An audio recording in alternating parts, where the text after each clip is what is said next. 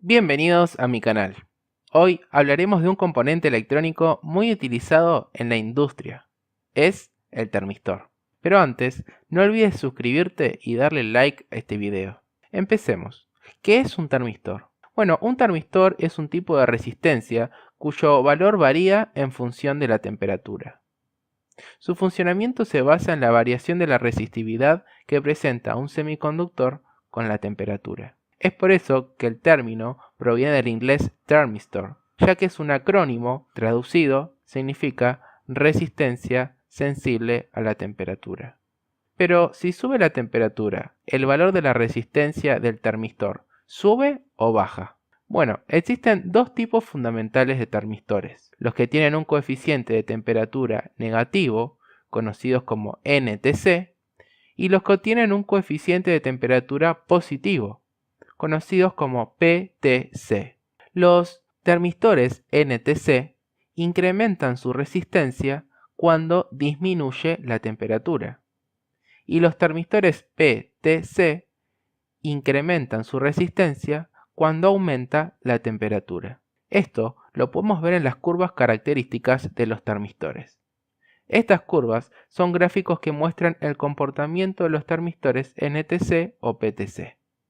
Por ejemplo, todas las curvas que podés ver ahora son de termistores PTC, y podrás ver que todos estos termistores se comportan de la misma manera. Todas las curvas son parecidas. A medida que aumenta la temperatura, también aumenta el valor de la resistencia del termistor. Por otra parte, en las distintas curvas de los termistores NTC vas a poder ver que el valor de la resistencia aumenta cuando la temperatura disminuye. Es decir, que trabaja al revés que un PTC. A continuación te dejo un poco de simbología electrónica. De esta forma se representa en un circuito electrónico a los termistores.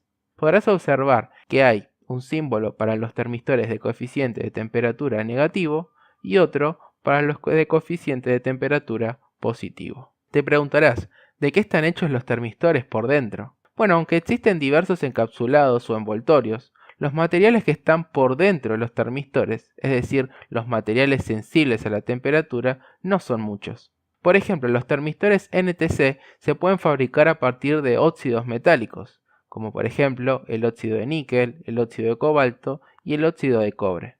En cambio, los termistores PTC se fabrican principalmente a partir de materiales cerámicos basados en titanato de bario.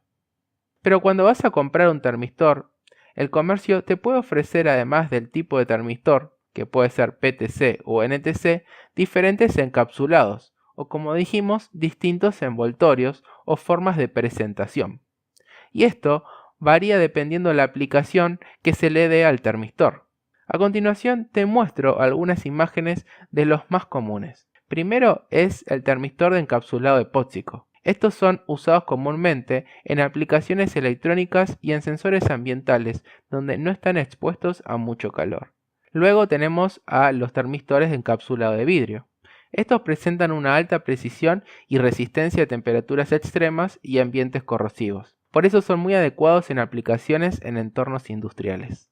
Luego tenemos los encapsulados de cerámica, que tienen una excelente estabilidad térmica y resistencia a altas temperaturas. Se la utiliza en aplicaciones de alta temperatura y en sensores de llama.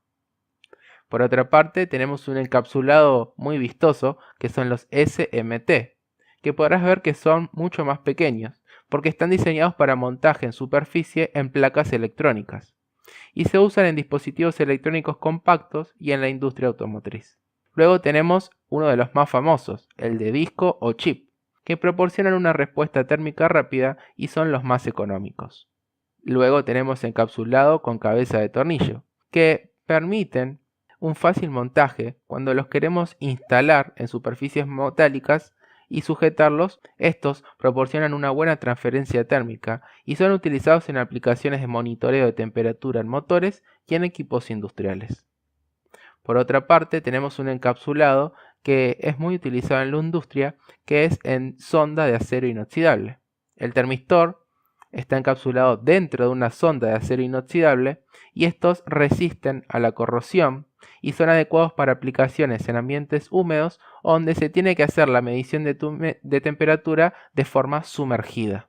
El último encapsulado que vamos a ver es el encapsulado en termocontraíble, que puede ser el más flexible y fácil de instalar, pero no le da mucha protección ante golpes, por ejemplo, o ante temperaturas muy altas. El encapsulado es muy simple y muy económico. Por otra parte, te voy a mostrar 3 ventajas y 3 desventajas de los termistores. La primera ventaja de los termistores es la alta sensibilidad.